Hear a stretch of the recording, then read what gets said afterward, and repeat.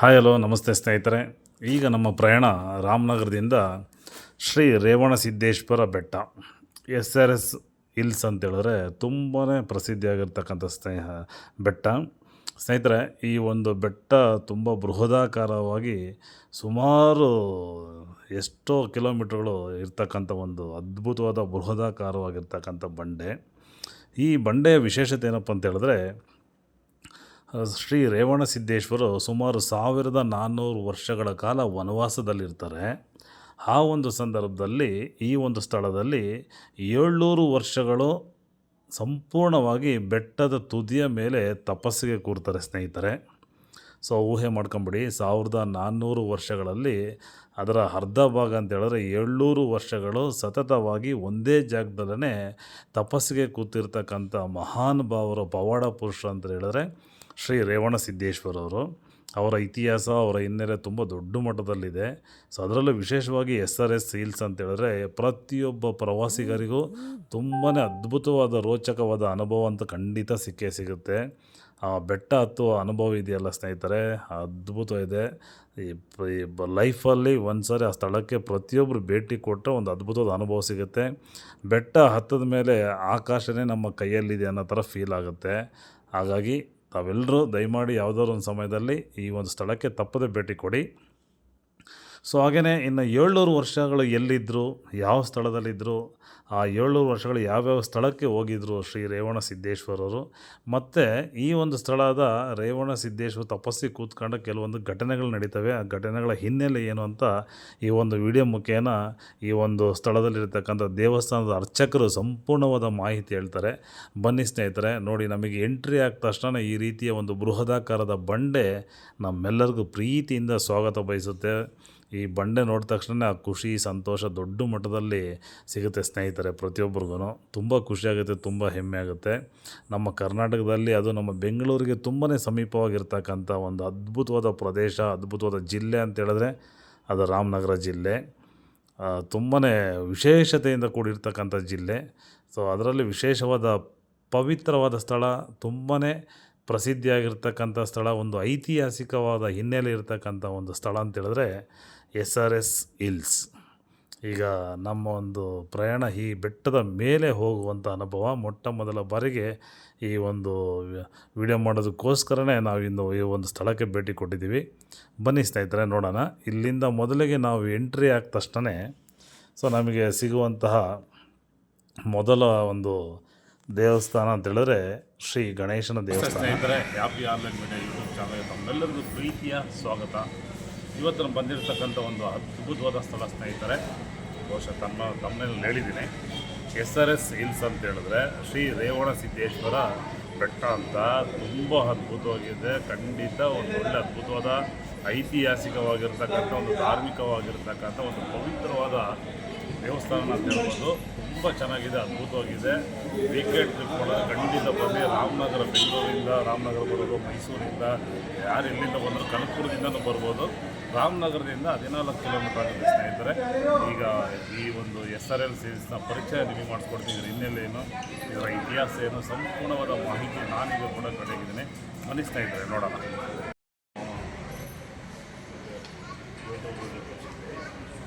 ಮೊದಲ ಬಾರಿಗೆ ಶ್ರೀ ಭೀಮೇಶ್ವರ ದೇವಸ್ಥಾನ. ಸೊ ಭೀಮೇಶ್ವರನ ದರ್ಶನ ಪಡೆದು ನಂತರ ವೀರಭದ್ರೇಶ್ವರ ಸ್ವಾಮಿ ದೇವಸ್ಥಾನಕ್ಕೆ ನಾವು ದರ್ಶನ ಮಾಡಿಕೊಂಡು ಇಲ್ಲಿಂದ ನಮ್ಮ ಒಂದು ಪ್ರಯಾಣ ಮುಂದುವರಿಯುತ್ತೆ. ಬನ್ನಿ ಸ್ನೇಹಿತರೆ.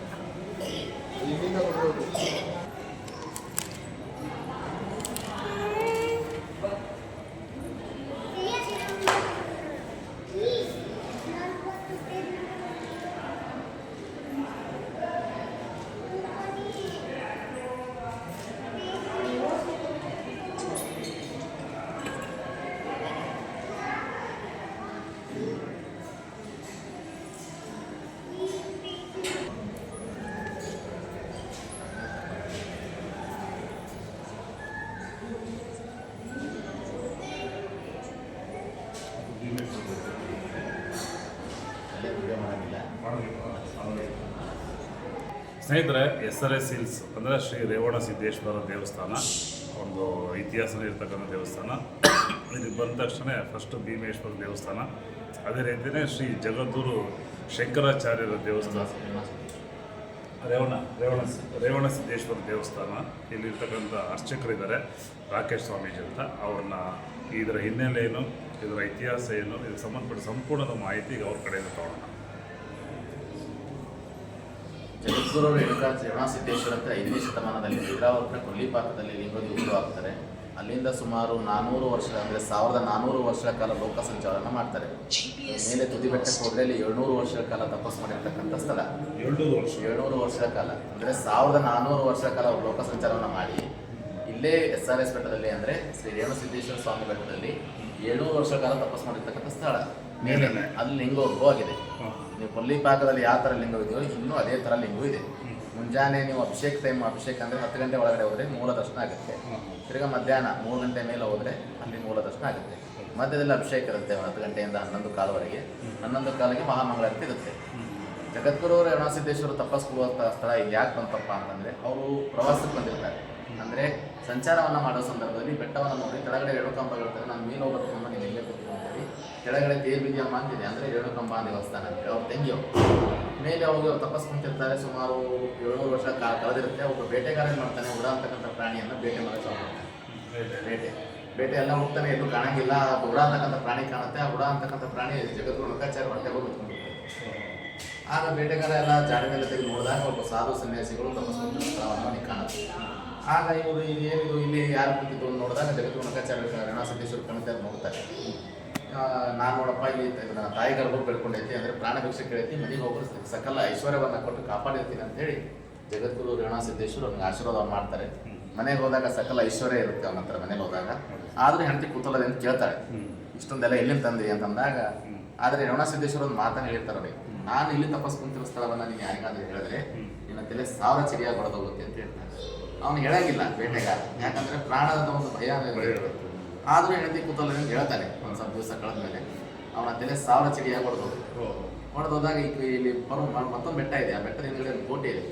ಆ ಕೋಟೆಯ ರಾಜ ಹೋಗಿರ್ತಾರೆ. ರಾಜ ಕುದುರೆ ತೊಗೊಂಡು ಬೆಟ್ಟವನ್ನು ಹತ್ತಿ ಅಲ್ಲಿ ದರ್ಶನವನ್ನು ಮಾಡ್ತಾನೆ. ರೇವಣಸಿದ್ದೇಶ್ವರ ದರ್ಶನ ಮಾಡಿದ್ಮೇಲೆ ಅಲ್ಲಿಂದ ಜಗದ್ಗುರು ರೇವಣಸಿದ್ದೇಶ್ವರ ಏನು ಮಾಡ್ತಾರೆ, ತಿರ್ಗಾ ಇಲ್ಲಿ ನನ್ನ ಕೆಲಸ ಮುಗೀತು ಅಂತ ಹೇಳಿ ಆ ರಾಜ ಒಂದು ತಪಸ್ಸನಿಗೆ ಒಂದು ಆಶೀರ್ವಾದವನ್ನು ಮಾಡ್ತಾರೆ. ಇಲ್ಲಿ ಪಾದಗಟ್ಟಿ ಅಂತಿದೆ, ನೀವು ಬರ್ತಿರಲ್ಲ, ಮೆಟ್ಲತ್ತಿರಲ್ಲ ಮೇನು. ಆ ಪಾದಗಟ್ಟಿ ಅಂದರೆ ಇನ್ನೂ ಒಂದು ಪೂಜೆ ಆಗಲಿಯಪ್ಪ ಅಂತ ಹೇಳಿ ಅಲ್ಲಿಂದ ಅವರು ಇಲ್ಲಿಂದ ಸಂಚಾರವನ್ನು ಮಾಡ್ತಾರೆ ಅನ್ನೋದು SRS ಬೆಟ್ಟದ ಇತಿಹಾಸ.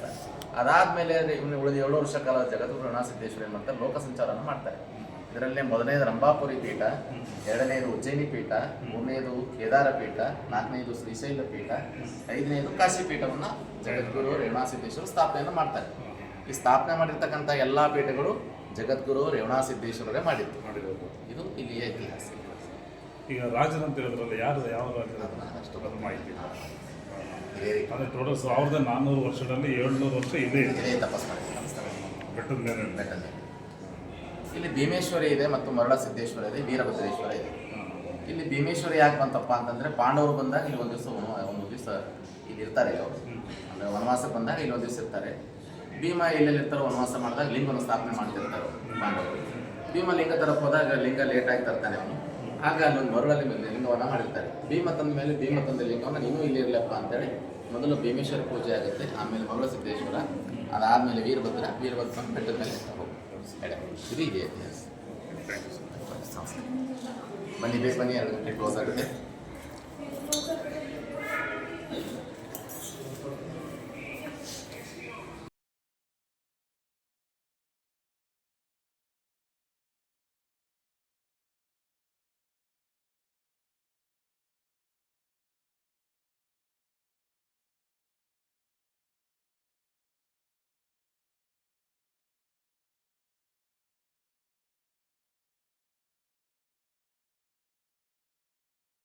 ಸ್ನೇಹಿತರೆ, ದೇವರ ದರ್ಶನ ಮುಗಿಸ್ಕೊಂಡು ಇನ್ನೇನು ಬೆಟ್ಟ ಹತ್ತೋ ಪ್ರಯತ್ನದಲ್ಲಿ ನಾವಿದ್ದಾಗ ನನ್ನ ಪಕ್ಕದಲ್ಲೇ ಇದ್ದಂತಹ ಆಂಜನೇಯನ ಪ್ರತಿರೂಪ ಅಂತಲೇ ಹೇಳ್ಬೋದು. ಒಂದು ರೀತಿ ದೇವರೇ, ಒಂದು ರೀತಿ ಏನು ನಿಜವಾದ ದೇವರೇ.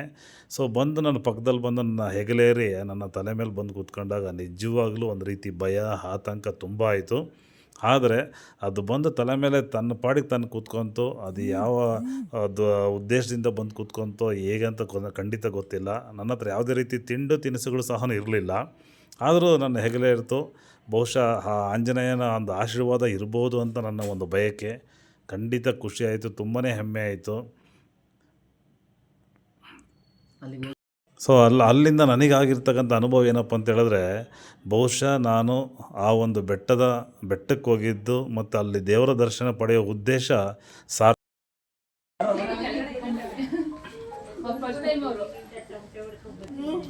ಸ್ನೇಹಿತರೆ, SRS ಹಿಲ್ಸ್ ಒಂದಂತವ್ರು ಬಂದಿದ್ದೀವಿ. ಈಗ ಇಲ್ಲಿಂದ ಹತ್ತೋದಿದೆಯಲ್ಲ, ಇದು ತುಂಬ ಇಂಪಾರ್ಟೆಂಟು. ತುಂಬ ವಯಸ್ಸಾಗಿರೋರು, ಆರೋಗ್ಯ ಸ್ವಲ್ಪ ಸಮಸ್ಯೆ ಇರೋಂಥವ್ರು ಬರೋಕ್ಕಾಗಲ್ಲ, ಕಷ್ಟ ಆಗುತ್ತೆ. ತುಂಬ ವಯಸ್ಸಾಗಿರೋರು ತುಂಬಾ ಕಷ್ಟ ಆಗುತ್ತೆ. ನೋಡಿ, ಈ ರೀತಿ ಇರ್ತಕ್ಕಂಥ ಮೆಟ್ಲಿದೆ. ಸಾಧ್ಯವಾದರೆ ಬರ್ಬೋದು, ಯಾಕಂದರೆ ತುಂಬ ಬೆಟ್ಟದ ಮೇಲೆ ಹೋಗ್ಬೇಕಾದ ಪರಿಸ್ಥಿತಿಗಳು ಇರ್ತವೆ. ಬನ್ನಿ ಹೋಗೋಣ.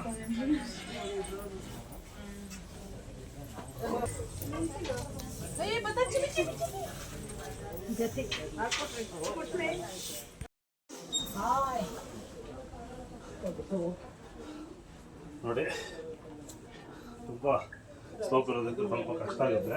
ಆದರೂ ಕಂಪ್ಲೀಟ್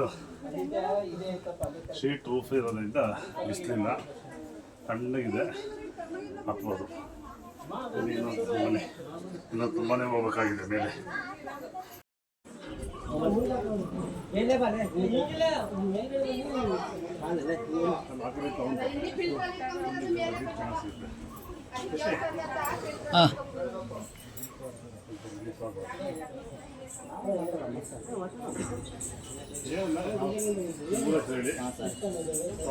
ತುಂಬ ಚೆನ್ನಾಗಿತ್ತು, ನೋಡ್ಬೇಕು ಅನಿಸ್ತಿತ್ತು. ಓಕೆ, ಹಾಯ್ ಸ್ನೇಹಿತರೆ. ನೋಡಿ, ನಾವು ಬೆಟ್ಟ ಹತ್ಕೊಂಡು ಬರ್ತಾ ಇದ್ವಿ, ತುಂಬ ಕಷ್ಟ ಆಗ್ತಾ ಇತ್ತು.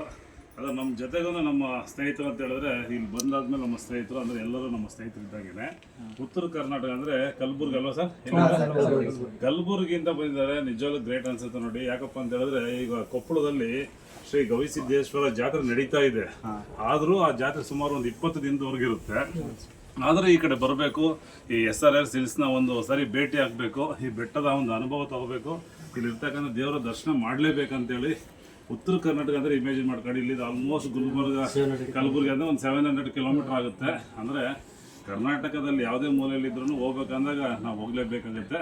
ಅದು ಪ್ರೀತಿ, ಅಭಿಮಾನ, ಭಕ್ತಿ ಅಂತ ಹೇಳ್ಬೋದು. ಅದೇ ರೀತಿಯೇ ಇಲ್ಲೆಲ್ಲ ಸ್ನೇಹಿತರು ಬಂದಿದ್ದಾರೆ. ನಿಮ್ಮೆಲ್ಲ ಪರಿಚಯ ಆಗಿಬಿಡ್ಲಿ. ನಮ್ಮ ಹೆಸರು ಬಸವರಾಜ್ ಅಂತ. ಓಕೆ, ಪ್ರೆಸೆಂಟ್ ಅಲ್ಲೇ ಇದ್ದೀರಾ? ಇಲ್ಲ, ನಾವು ಬಂದ್ಬಿಟ್ಟು ಬೆಂಗಳೂರು ವರ್ಕ್ ಮಾಡ್ತೀರಾ? ಇಲ್ಲೇ ವರ್ಕ್ ಮಾಡ್ತೀನಿ. ಹೌದಾ? ನಿಮ್ಮ ಹೆಸರು? ನನ್ನ ಹೆಸರು ಆಕಾಶ್ ಅಂತ. ನಾನು ಇಲ್ಲೇ UPSC ಪ್ರಿಪೇರ್ ಆಗ್ತಾ ಇರೋದಿಲ್ಲ. ಓಕೆ, ನಮ್ಮ ಹೆಸರು? ನಮ್ಮ ಹೆಸರು ಮಲ್ಲಿನಾಥ್ ಅಂತ. ನಮ್ದು ಇಲ್ಲೇ ಉತ್ತರ ಕರ್ನಾಟಕ ಹೋಟೆಲ್ ಇದೆ. ಹೋಟೆಲ್ ಬಿಸ್ನೆಸ್ ಮಾಡಿ ಹೋಟೆಲ್ ಬಿಸ್ನೆಸ್. ಶ್ರೀಕಾಂತ್ ಅಂತ, ನಾನು ಇರೋದಿಲ್ಲಿ ಕ್ಯಾಬ್ ಓಡಿಸ್ತೀನಿ. ನನ್ನ ಹೆಸರು ಸೈಬಣ್ಣ ಅಂತ, ನಾನು ಇಲ್ಲಿ ಬೆಂಗಳೂರಲ್ಲಿ ಕ್ಯಾಬ್ ಓಡಿಸೋದು. ಅಲ್ಲೇ ಹೌದಾ? ನಾನು ಶ್ರೇಯಸ್ ಪಾಟೀಲ್, ಸೋಲಾಪುರದಿಂದ ಬಂದೇನಿ ರೀ. ನೋಡಿ ನೋಡಿ ಮಹಾರಾಷ್ಟ್ರದಿಂದ ಇಲ್ಲಿ ಬಂದ ನೋಡಿ, ಇನ್ನೊಬ್ಬ ಸ್ನೇಹಿತರು ಸೊಲ್ಲಾಪುರದಿಂದ ಬಂದಿದ್ದಾರೆ. ನಿಜವಾಗ್ಲೂ ಖುಷಿ ಆಗ್ತಾ ಇದೆ. ಅಂದರೆ ಈ ಒಂದು ಸ್ಥಳದ ಬಗ್ಗೆ ನಮ್ಮ ಕರ್ನಾಟಕದ ಗಡಿ ಬಿಟ್ಟು ಬೇರೆ ಬೇರೆ ರಾಜ್ಯಗಳಲ್ಲೂ ತುಂಬಾ ಪ್ರಸಿದ್ಧಿ ಆಗಿದೆ. ತುಂಬಾ ಹೆಮ್ಮೆ ಆಗ್ತದೆ, ತುಂಬ ಖುಷಿ ಆಗ್ತದೆ. ನಮ್ಮ ಹ್ಯಾಪಿ ಆನ್ಲೈನ್ ಮೀಡಿಯಾನ ಸಬ್ಸ್ಕ್ರೈಬ್ ಮಾಡಿ, ಲೈಕ್ ಮಾಡಿ, ಶೇರ್ ಮಾಡಿ. ಹ್ಯಾಪಿ ಆನ್ಲೈನ್ ಮೀಡಿಯಾ ಚಾನಲ್ಗೆ ಓಕೆ, ಥ್ಯಾಂಕ್ ಯು. ಹತ್ತಾ ಇದ್ದೀವಿ, ಹತ್ತಬೇಕು, ಇನ್ನೂ ಹತ್ತಲೇಬೇಕಾದ್ರೆ ಇನ್ನೇನು ಸ್ವಲ್ಪ ನೋಡಿ. ಬೆಳಗ್ಲಿಂದ ಒಳ್ಳೆ ವ್ಯೂ ನೋಡಿ, ನಿಮಗೋಸ್ಕರ ಅದ್ಭುತವಾಗಿ ವ್ಯೂ ತೋರಿಸ್ತೀನಿ.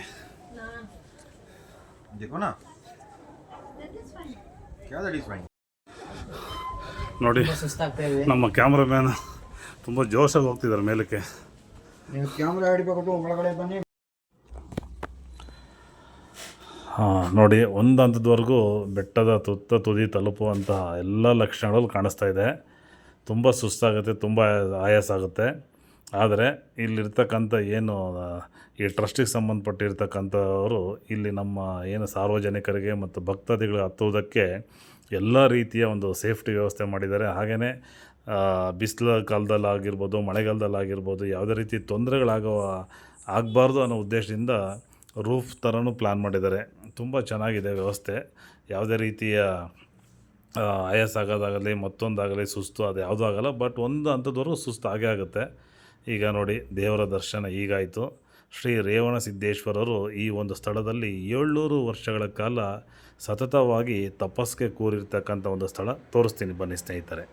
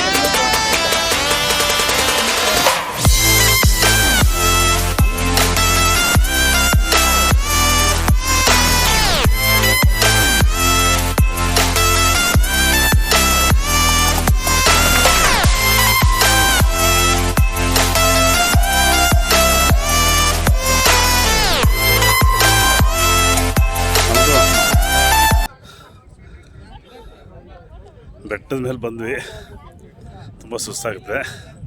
ಸ್ವಲ್ಪ ಬ್ರೇಕ್ ತೊಗೊಂಡು ವಿಡಿಯೋನ ಮುಂದುವರಿಸ್ತೀನಿ. ಈ ಗ್ಯಾಪಲ್ಲಿ ಒಂದು ಚಿಕ್ಕ ಇಂಟರ್ವಲಲ್ಲಿ ಈ ಒಂದು ಒಳ್ಳೆ ಅದ್ಭುತವಾದ ಲೊಕೇಶನ್ ತೋರಿಸ್ತೀನಿ ನೋಡಿ ಸ್ನೇಹಿತರೆ.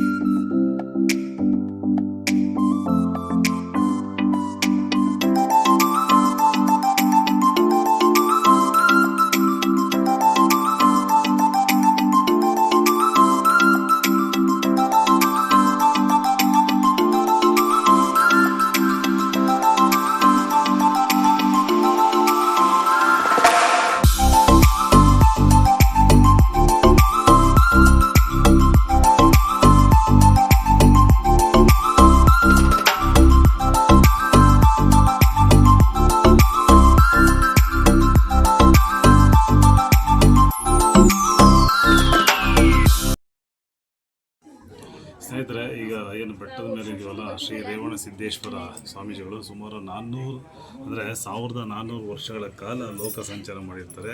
ಅದರಲ್ಲಿ 700 ವರ್ಷಗಳು ಈ ಒಂದು ಬೆಟ್ಟದ ಮೇಲೆ ತಪಸ್ಸಿಗೆ ಕೂರಿರ್ತಾರೆ. ಇದರ ಹಿನ್ನೆಲೆ, ಇದರ ಸಂಬಂಧಪಟ್ಟ ಸಂಪೂರ್ಣವಾದ ಮಾಹಿತಿ ನಾನು ಈ ವಿಡಿಯೋದಲ್ಲಿ ಹೇಳ್ತೀನಿ. ಇನ್ನು 700 ವರ್ಷಗಳು ಯಾವ್ಯಾವ ಊರಲ್ಲಿ, ಯಾವ್ಯಾವ ಪ್ರದೇಶದಲ್ಲಿ ಅವರು ತಪಸ್ಸಿಗೆ ಕೂತಿದ್ರು, ಅವರ ಸಂಪೂರ್ಣವಾದ ಮಾಹಿತಿ ನಾನು ಈ ವಿಡಿಯೋದಲ್ಲಿ ತೋರಿಸ್ತೀನಿ ಸ್ನೇಹಿತರೆ. ಹಾಗೆಯೇ ಇಲ್ಲಿ 700 ವರ್ಷಗಳಾದಮೇಲೆ ಇನ್ನು ಮಿಕ್ಕ 700 ವರ್ಷಗಳು ಯಾವ್ಯಾವ ಸ್ಥಳದಲ್ಲಿ ಇವರ ಒಂದು ಪೀಠ ಪ್ರಾರಂಭವಾಗಿತ್ತು ಅಂತೇಳಿ ಸ್ನೇಹಿತರೆ. ರಂಭಾಪುರಿ ಪೀಠ, ಉಚ್ಚಂಗಿ ಪೀಠ ನೋಡಿ ಸ್ನೇಹಿತರೆ. ನಾನು ಎಲ್ಲಿ ಕೂತಿದ್ನೋ ಅಲ್ಲಿಗೆ ಪಕ್ಕದಲ್ಲೇ ಬಂದು ಕೂತಿದ್ದಾವೆ. ನಿಜವಾಗ್ಲೂ ತುಂಬ ಅಂದರೆ ತುಂಬ ಖುಷಿ ಆಗ್ತಾಯಿದೆ. ವಿಪರ್ಯಾಸ ಏನಪ್ಪ ಅಂತ ಹೇಳಿದ್ರೆ ಬಾಟ್ಲಲ್ಲಿ ನೀರು ಇರಲಿಲ್ಲ, ಇಲ್ಲಾಂತಂದರೆ ನೀರು ಕುಡಿಸ್ತಾ ಇದ್ದೆ. ನೀರು ಕುಡಿಯೋಕ್ಕಂತಲೇ ಬಂದಿದ್ದಾವೆ ನೋಡಿ. ನಾವು ಎಲ್ಲಿ ಕೂತಿದ್ದೋ ಅಲ್ಲೇ ಪಕ್ಕದಲ್ಲೇ ಬಂದು ಕೂತ್ಕೊಂಡು ನಮ್ಮ ಹತ್ರ ಅಲ್ಪ ಸ್ವಲ್ಪ ಇದ್ದಂಥ ತಿಂಡಿ ತಿನಿಸುಗಳು ಕೊಟ್ವಿ. ನಾನು ಕೂತಿದ್ದೀನಿ ಪಕ್ಕದಲ್ಲೇ ಬಂದು ಕೂತ್ಕೊಂಡು. ನಿಜವಾಗಲೂ ಇದೊಂದು ಅದ್ಭುತವಾದ ಒಂದು ಕ್ಷಣ. ಲೈಫಲ್ಲಿ ಇದನ್ನು ಮರೆಯೋದಕ್ಕೆ ಆಗಲ್ಲ. ನೋಡಿ ನನ್ನ ಸುತ್ತಮುತ್ತ ಎಲ್ಲ ಒಂದು 4-5 ಒಂದು ರೀತಿ ಆಂಜನೇಯನ ಪ್ರತಿರೂಪನೇ ಅಂತಲೇ ಹೇಳ್ಬೋದು. ತುಂಬ ಖುಷಿಯಾಯಿತು, ಹೆಮ್ಮೆ ಆಯಿತು. ತುಂಬಾ ಮರೆಯಲಾಗದಂಥ ಒಂದು ಅದ್ಭುತವಾದ ಕ್ಷಣ ಇದು. ಸೊ ಹಾಗೆಯೇ 3ನೇ ಪೀಠ ಕೇದಾರ ಪೀಠ, 4ನೇ ಪೀಠ ಶ್ರೀಶೈಲ ಪೀಠ, 5ನೇ ಪೀಠ ಕಾಶಿ ಪೀಠ. ಇಲ್ಲಿಗೆ ಟೋಟಲ್ಲು 5 ಪೀಠಗಳು ಪ್ರಾರಂಭ ಆಗಿ ಅವರ ಒಂದು ಏನಪ್ಪ ವನವಾಸದ ಅಂತ್ಯ 1407 ವರ್ಷಗಳು ಅಂತೇಳಿದ್ರೆ ಇಮ್ಯಾಜಿನ್ ಮಾಡ್ಕೋಬೇಕು ಸ್ನೇಹಿತರೆ. ತುಂಬ ದೊಡ್ಡ ಮಟ್ಟದ ಒಂದು ವನವಾಸದ ಅನುಭವ ನಮ್ಮ ಶ್ರೀ ರೇವಣ ಸಿದ್ದೇಶ್ವರ ಅವರ ಒಂದು ಪವಾಡ ತುಂಬ ದೊಡ್ಡ ಮಟ್ಟದಲ್ಲಿದೆ. ಸೊ ಹಾಗಾಗಿ ದಯಮಾಡಿ SRS ಹಿಲ್ಸ್ಗೆ ತಪ್ಪದೇ ಭೇಟಿ ಕೊಡಿ. ಒಂದು ಒಳ್ಳೆಯ ಅದ್ಭುತವಾದ ಅನುಭವ ಲೈಫಲ್ಲಿ. ಇಂಥ ಒಂದು ಸ್ಥಳಗಳ ಪರಿಚಯ, ಇಂಥ ಒಂದು ಸ್ಥಳಕ್ಕೆ ಭೇಟಿ ನೀಡಿದರೆ ಮನಸ್ಸಿಗೆ ಖುಷಿ ಸಂತೋಷ ಆಗುತ್ತೆ. ನೋಡಿ ಅಲ್ಲಿ ಹೋಗಿ ನಾನು ಬಾಳೆಹಣ್ಣು ಕೊಡ್ತಾಯಿದ್ದೀನಿ, ಆದರೂ ಅದು ಬಾಳೆಹಣ್ಣು ತಿಂತಾ ಇಲ್ಲ, ಯಾಕೋ ಗೊತ್ತಾಗ್ತಾ ಇಲ್ಲ. ಆದರೂ ನನ್ನ ಪ್ರಯತ್ನ ಅಂತೂ ನಾನು ನಿಲ್ಲಿಸ್ಲಿಲ್ಲ. ಅಲ್ಲೊಂದು ಕೂತಿದ್ದು ಡೌನಲ್ಲಿ ತುಂಬ ಡೀಪ್ ಪ್ಲೇಸಲ್ಲಿದ್ದು, ತುಂಬಾ ಸ್ಲೋಪ್ ಇರ್ತಕ್ಕಂಥ ಪ್ರದೇಶ. ಆದರೂ ಅದಕ್ಕೆ ಬಾಳೆಹಣ್ಣು ಕೊಡಲೇಬೇಕು, ತಿನ್ನಿಸ್ಲೇಬೇಕು ಎಂಬ ಹಠದಿಂದ ನಾನು ಅವಕ್ಕೆ ಕೊಡುವ ಒಂದು ಪ್ರಯತ್ನ ಮಾಡಿದೆ. ನೋಡಿ ಕೊಡ್ತಾಯಿದ್ದೀನಿ, ಆದರೆ ಇಸ್ಕೊತಾ ಇಲ್ಲ. ಸೊ ಪ್ರಾಣಿಗಳಂದರೆ ಒಂದು ರೀತಿ ಪ್ರೀತಿ ಅಭಿಮಾನ ಪ್ರತಿಯೊಬ್ಬರಿಗಿರುತ್ತೆ. ಅದೇ ರೀತಿ ಸಹ ನನಗೂ ಆ ಒಂದು ಪ್ರೀತಿ ಇತ್ತು. ನೋಡಿ ಎಷ್ಟೇ ಕೊಡೋ ಪ್ರಯತ್ನ ಮಾಡಿದ್ರೂ ತೊಗೊಳ್ತಾ ಇಲ್ಲ. ನೋಡಿ ಆದರೂ ನಾನು ಪ್ರಯತ್ನ ಮಾಡ್ತಾನೇ ಇದ್ದೀನಿ. ಸರಿ ಸ್ನೇಹಿತರೆ, ಇಲ್ಲಿಗೆ ಈ ವಿಡಿಯೋ ಮುಗಿಸುವ ಒಂದು ಹಂತಕ್ಕೆ ಬಂದಿದ್ದೀನಿ. ಈಗ ಇಲ್ಲಿ ಯಾರೇ ಬಂದ್ರೂ ಬೆಳಗ್ಗೆ 9 ಗಂಟೆಯಿಂದ ರಾತ್ರಿ 9 ಗಂಟೆವರೆಗೂ ಅನ್ನದಾಸೋಹ ನಡೆಸುವಂತಹ ಒಂದು ಟ್ರಸ್ಟ್ ಸಮಿತಿ ನಿರ್ಮಾಣವಾಗಿದೆ. ಸೊ ಹಾಗಾಗಿ ಇಲ್ಲಿ ಬರ್ತಕ್ಕಂಥವ್ರಿಗೆ ಒಂದು ಒಳ್ಳೆಯ ಅದ್ಭುತವಾದ ಮೃಷ್ಟಾನ್ನ ಭೋಜನ ಸಿಗುವಂತಹ ಒಂದು ಅನ್ನದಾಸೋಹ ಇದೆ. ಅದು ಬೆಟ್ಟಕ್ಕೆ ಹೋಗೋದು ಮುಂಚೆನೇ ಸಿಗ್ತಕ್ಕಂಥ ಒಂದು ಸ್ಥಳದಲ್ಲಿದೆ. ಹಾಗೆಯೇ ಇಲ್ಲಿ ಯಾರಾದರೂ ಉಳಿದುಕೊಳ್ಳುವುದಕ್ಕೆ ಏನಾದರೂ ಅವಶ್ಯಕತೆ ಇದೆ ಅಂತಂದರೆ ವಸತಿ ಸೌಲಭ್ಯ ಸಹ ಇದೆ ಸ್ನೇಹಿತರೆ. ಹಾಗಾಗಿ ಸ್ನೇಹಿತರೆ, ಶ್ರೀ ರೇವಣ ಸಿದ್ದೇಶ್ವರ ಬೆಟ್ಟಕ್ಕೆ ಯಾರೇ ಬಂದ್ರೂ ಬರ್ತಕ್ಕಂಥ ಎಲ್ಲ ಭಕ್ತಾದಿಗಳಿಗೆ ಇಲ್ಲಿ ಒಂದು ಟ್ರಸ್ಟ್ ಸಮಿತಿ ಮಾಡ್ಕೊಂಡಿರ್ತಾರೆ. ಆ ಒಂದು ಟ್ರಸ್ಟ್ ಸಮಿತಿಯಲ್ಲಿ ಏನು ಅನ್ನದಾಸೋಹ ಕಾರ್ಯಕ್ರಮ ಇರುತ್ತೆ, ಬಂದಂಥ ಭಕ್ತಾದಿಗಳಿಗೆ ಪ್ರಸಾದದ ವ್ಯವಸ್ಥೆ ಇರುತ್ತೆ. ಅದರ ನಂತರ ಯಾರಾದರೂ ಇಲ್ಲಿ ಉಳ್ಕೋಬೇಕು, ಒಂದು ದಿನ ಇಲ್ಲಿ ಸ್ಟೇ ಆಗಬೇಕು ಅನ್ನೋ ಏನಾದರೂ ಮನಸ್ಥಿತಿ ಇದ್ದರೆ ಅಂಥ ಭಕ್ತಾದಿಗಳು ಸಹ ವಸತಿ ಸೌಲಭ್ಯ ಇರತಕ್ಕಂಥ ಒಂದು ವ್ಯವಸ್ಥೆ ಇದೆ. ಇದು ಒಂದು ಟ್ರಸ್ಟ್ ಮುಖಾಂತರ ನಡೆಸುವಂತಹ ಒಂದು ಅದ್ಭುತವಾದ ಸಾಮಾಜಿಕ ಕಳಕಳಿ ಇರ್ತಕ್ಕಂಥ ಒಂದು ಕೆಲಸ ಅಂತಲೇ ಹೇಳ್ಬೋದು. ಹಾಗಾಗಿ ಸ್ನೇಹಿತರೆ, ನೀವು ಶ್ರೀ ರೇವಣ ಸಿದ್ದೇಶ್ವರ ಬೆಟ್ಟಕ್ಕೆ ಬಂದರೆ ಖಂಡಿತ ನಿಮಗೆ ಎಲ್ಲ ರೀತಿಯ ಒಂದು ಸವಲತ್ತುಗಳು ಸೌಕರ್ಯಗಳಿರ್ತಕ್ಕಂಥ ಒಂದು ವ್ಯವಸ್ಥೆ ಇದೆ. ನಡೆಸುವಂತಹ ಈ ಹಾಲ್ನ ಈಗ ತೋರಿಸ್ತೀನಿ ಬನ್ನಿ ಸ್ನೇಹಿತರೆ. ಇದು ಒಳಗಡೆ ಬಂದರೆ ಮೊದಲ ಬಾರಿಗೆ ನಮಗೆ ಈ ಒಂದು ದೇವರ ಫೋಟೋ ಇದೆ, ಅಂದರೆ ಶ್ರೀ ರೇವಣ ಸಿದ್ದೇಶ್ವರ ಅವರ ಫೋಟೋ. ಸೊ ಆ ದೇವರಿಗೆ ಒಂದು ನಮಸ್ಕಾರ ಮಾಡಿ ಅಲ್ಲಿಂದ ನಂತರ ಒಳಗಡೆ ಅನ್ನದಾಸೋಹ ಕಾರ್ಯಕ್ರಮ ಇರುತ್ತೆ. ಅಲ್ಲೋಗಿ ಒಂದು ಒಳ್ಳೆಯ ಮೃಷ್ಟಾನ್ನ ಭೋಜನ, ತುಂಬ ರುಚಿಕರವಾಗಿ, ತುಂಬಾ ಒಂದು ಒಳ್ಳೆ ಅದ್ಭುತವಾದ ನೀಟ್ನೆಸ್ ಇದೆ, ತುಂಬಾ ಒಂದು ಕ್ವಾಲಿಟಿ ಮೇಂಟೈನ್ ಮಾಡಿರ್ತಕ್ಕಂಥ ಒಂದು ವ್ಯವಸ್ಥೆ ಇದೆ. ಸೊ ತುಂಬ ಜನಕ್ಕೆ ಇಷ್ಟ ಆಗುತ್ತೆ. ಇಲ್ಲಿ ಯಾವುದೇ ರೀತಿ ಶ್ರೀಮಂತ ಬಡವರು ಯಾವುದೇ ರೀತಿಯ ಒಂದು ಮೇಲು ಕೀಳು ಅನ್ನೋದೇ ಪ್ರತಿಯೊಬ್ಬರಿಗೂ ಒಂದು ಎಲ್ಲ ರೀತಿಯಿಂದಲೂ ಒಂದು ಅದ್ಭುತವಾದ ವ್ಯವಸ್ಥೆ ಈ ಒಂದು ಟ್ರಸ್ಟ್ ಮಾಡಿದ್ದಾರೆ. ಸೊ ನಿಜವಾಗ್ಲೂ ಈ ಒಂದು ಟ್ರಸ್ಟ್ನ ಸದಸ್ಯರಿಗೆ, ಅಧ್ಯಕ್ಷರಿಗೆ ಒಂದು ಹೃದಯಪೂರ್ವಕವಾದ ಒಂದು ಕೃತಜ್ಞತೆಗಳು ಹೇಳಲೇಬೇಕಾಗುತ್ತೆ. ಯಾಕಪ್ಪ ಅಂತ ಹೇಳಿದ್ರೆ, ಇಂಥ ಅದ್ಭುತವಾದ ಒಂದು ಪವಾಡ ಇರ್ತಕ್ಕಂಥ ಸ್ಥಳದಲ್ಲಿ ಬಂದಂಥ ಭಕ್ತಾದಿಗಳಿಗೆ ಈ ರೀತಿಯ ಒಂದು ಅನ್ನದಾಸೋಹ ಕಾರ್ಯಕ್ರಮ ನಡೆಸ್ತಿದ್ದಾರಲ್ವ, ನಿಜವಾಗ್ಲೂ ಇದು ಅದ್ಭುತವಾದ ಕೆಲಸ. ಇದರಲ್ಲಿ ಅವರ ಒಂದು ಹೃದಯ ಶ್ರೀಮಂತಿಕೆಯ ಕೆಲಸ ಎದ್ದು ಕಾಣಿಸ್ತಿದೆ. ನೋಡಿ ಹೇಗೆ ಅದ್ಭುತವಾದ ನೀಟ್ನೆಸ್ ಮೇಂಟೈನ್ ಮಾಡಿದ್ದಾರೆ. ಬನ್ನಿ ಸ್ನೇಹಿತರೆ, ಒಂದು ಒಳ್ಳೆಯ ಅದ್ಭುತವಾದ ವೀಡಿಯೋ ನೋಡಿದ್ದೀರಾ. ಹಾಗೆಯೇ ನಮ್ಮ ಹ್ಯಾಪಿ ಆನ್ಲೈನ್ ಮೀಡಿಯಾ ಯೂಟ್ಯೂಬ್ ಚಾನಲ್ನ ಸಬ್ಸ್ಕ್ರೈಬ್ ಮಾಡಿ, ಲೈಕ್ ಮಾಡಿ, ಶೇರ್ ಮಾಡಿ ಅಂತ ಕೇಳ್ಕೊತೀನಿ. ಈಗ ನೋಡಿ ಅಲ್ಲಿರ್ತಕ್ಕಂಥ ಊಟದ ಯಾವ ರೀತಿ ಇದೆ ಅಂತ ಹೇಳೋದು, ಪಾಯಸ ಇದೆ, ಪಲ್ಯ ಇದೆ, ರಸಮ್ ಇದೆ, ಸಾಂಬಾರಿದೆ, ಅನ್ನ, ಹಾಗೆಯೇ ಎಲ್ಲ ಥರ ಒಂದು ಒಳ್ಳೆ ಟೇಸ್ಟಿಯಾಗಿ ಮಾಡಿರ್ತಕ್ಕಂಥ ಒಂದು ಪ್ರಸಾದದ ವ್ಯವಸ್ಥೆ ಬರ್ತಕ್ಕಂಥ ಎಲ್ಲ ಭಕ್ತಾದಿಗಳಿಗೆ ವ್ಯವಸ್ಥೆ ಕಲ್ಪಿಸಿದ್ದಾರೆ. So thank you. ನಮ್ಮ ಒಂದು ವಿಡಿಯೋ ನೋಡಿರ್ತಕ್ಕಂಥ ಪ್ರತಿಯೊಬ್ಬರಿಗೂ ಹ್ಯಾಪಿ ಆನ್ಲೈನ್ ಮೀಡಿಯಾದ ಪರವಾಗಿ ತಮ್ಮೆಲ್ಲರಿಗೂ ಪ್ರೀತಿಯ ಅಭಿನಂದನೆಗಳು, ಧನ್ಯವಾದಗಳು ಸ್ನೇಹಿತರೆ. ಈ ವಿಡಿಯೋದ ಕೊನೆಯ ಭಾಗದ ಒಂದು ತುಂಬ ಅವಶ್ಯಕತೆ ಇರ್ತಕ್ಕಂಥ ತುಂಬ ಅಮೂಲ್ಯವಾದ ಒಂದು ವಿಚಾರನ ಹೇಳೋಕ್ಕೆ ಇಷ್ಟಪಡ್ತೀನಿ. ಏನು SRS ಹಿಲ್ಸ್ ಅಂದರೆ ಶ್ರೀ ರೇವಣಸಿದ್ದೇಶ್ವರ ಬೆಟ್ಟಕ್ಕೆ ಯಾರು ಬರ್ತೀರೋ ಬಂದಂಥ ಭಕ್ತಾದಿಗಳಿಗೆ ಸೊ ಅನ್ನದಾಸೋಹದ ಒಂದು ವ್ಯವಸ್ಥೆ ಇದೆ. ಅದರ ಜೊತೆಗೆ ಇಲ್ಲಿ ಯಾರಾದರೂ ಉಳ್ಕೋಬೇಕು ಅಂತ ಹೇಳಿದ್ರೆ ವಸತಿ ಸಹ ಇರ್ತಕ್ಕಂಥ ಒಂದು ವ್ಯವಸ್ಥೆ ಇದೆ. ಹಾಗಾಗಿ ಇಲ್ಲಿ ಬರ್ತಕ್ಕಂಥವ್ರಿಗೆ ಉಳ್ಕೊಳ್ಳೋದು ವ್ಯವಸ್ಥೆ ಇಲ್ಲ ಹೇಗೆ ಏನನ್ನ ಆತಂಕ ಏನು ಬೇಡ.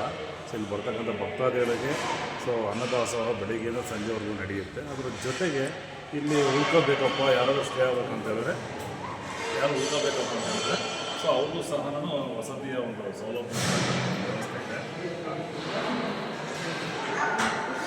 ಹಾಗೆ ಸ್ನೇಹಿತರೆ, ಇದು ಯಾವುದೇ ಬೇರೆ ಯಾವುದೇ ಸಂಘಟನೆನೋ ಅದೋ ಇದೋ ದೇವಸ್ಥಾನದ ಒಂದು ಮುಜರಾಯಿ ಇಲಾಖೆನೋ ಅಂತ ಹೇಳಿಲ್ಲ. ಇದು ಒಂದು ಟ್ರಸ್ಟ್ ಮಾಡಿಕೊಂಡು ಟ್ರಸ್ಟಿನ ಮುಖಾಂತರ ಈ ಒಂದು ಬರ್ತಕ್ಕಂಥ ಭಕ್ತಾದಿಗಳಿಗೆ ಅನ್ನದಾಸೋಹ ಸೇವೆ, ಅದರ ಜೊತೆಗೆ ವಸತಿ ಸೌಲಭ್ಯ ಸಹ ಇದೆ. ಮತ್ತು ಇನ್ನೊಂದು ವಿಚಾರ ಏನಂತಂದರೆ ಬೆಳಗ್ಗೆ 9 ಗಂಟೆಗೆ ಬೆಟ್ಟಕ್ಕೆ ಅವಕಾಶ ಮಾಡಿಕೊಟ್ರೆ 3 ಗಂಟೆವರೆಗೂ ಅವಕಾಶ ಇರುತ್ತೆ ಸ್ನೇಹಿತರು. 3 ಗಂಟೆ ಮೇಲೆ ಯಾರಿಗೂ ಅವಕಾಶ ಇಲ್ಲ, ಅಲ್ಲಿಗೆ ಕ್ಲೋಸ್ ಆಗುತ್ತೆ. ಸೊ ಹಾಗಾಗಿ ಅರೇ ಬರ್ತಕ್ಕಂಥ ಭಕ್ತಾದಿಗಳು ಇನ್ನು ಟ್ರಿಪ್ಪು ಬರ್ತಕ್ಕಂಥ ಪ್ರವಾಸಿಗರು ಬರ್ತಕ್ಕಂಥವ್ರು ಸೊ ಹಾಗಾಗಿ 3 ಗಂಟೆ ಮೇಲೆ ಯಾವುದೂ ಅಲ್ಲಿ ಅವಕಾಶ ಸಿಗೋದಿಲ್ಲ. ಸೊ ಆ 3 ಗಂಟೆ ಮೇಲೆ ಬೈ ಚಾನ್ಸ್ ನೀವು ಏನನ್ನು ಬಂದರೆ ಅಂತ ಹೇಳಿದ್ರೆ ಅಲ್ಲಿ ತುಂಬಾ ಸಮಸ್ಯೆ, ಕೋತಿಗಳ ಕಾಟ ಇದೆ, ಅದ್ರ ಜೊತೆ ಕರಡಿ ಸಹ ಸಮಸ್ಯೆ ಇದೆ. ಆಲ್ರೆಡಿ ತುಂಬಾ ಇನ್ಸಿಡೆಂಟ್ ಆಗಿರೋದ್ರಿಂದ 3 ಗಂಟೆ ಕ್ಲೋಸ್ ಮಾಡಿರ್ತಾರೆ ಸ್ನೇಹಿತರೆ. ಸೊ ಏನಾಗುತ್ತೆ 3, 4, 5 ಗಂಟೆ ಆದಮೇಲೆ ಕತ್ಲಾಗ್ತಾ ಸಂಜೆ ಆದ ಸಂದರ್ಭದಲ್ಲಿ ಕರಡಿಗಳು ಬರುವಂಥ ಒಂದು ಸಂದರ್ಭದಲ್ಲಿ ತುಂಬಾ ಈ ಥರ ಇನ್ಸಿಡೆಂಟ್ ಆಗಿರೋದ್ರಿಂದ 9 ರಿಂದ 3 ಗಂಟೆವರೆಗೂ ಮಾತ್ರ ಕಾಲಾವಕಾಶ ಇರುತ್ತೆ. ಹಾಗಾಗಿ ದಯಮಾಡಿ ಯಾರೇ ಬರೋದಿದ್ರು ಆ ಟೈಮ್ ಬನ್ನಿ. ಮತ್ತು ಅನ್ನದಾಸೋಹ ಬೆಳಿಗ್ಗೆ 9 ಗಂಟೆಯಿಂದ ರಾತ್ರಿ 9, 10 ಗಂಟೆವರೆಗೂ ಇರ್ತಕ್ಕಂಥ ಒಂದು ವ್ಯವಸ್ಥೆ ಇದೆ. ಹಾಗಾಗಿ ಯಾರೇ ಬಂದು ಒಂದು ವ್ಯವಸ್ಥೆ ಇದೆ.